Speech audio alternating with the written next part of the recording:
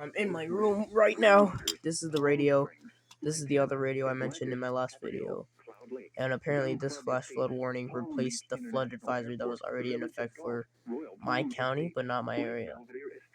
Downtown West Palm Beach, Dunes Road, and Shaw Circle. Cough, cough. It's Palm Beach Turn County. around. Don't drown when encountering flooded roads. Most flood deaths occur in vehicles. Be especially cautious at night when it is harder to recognize the dangers But of yeah. flooding.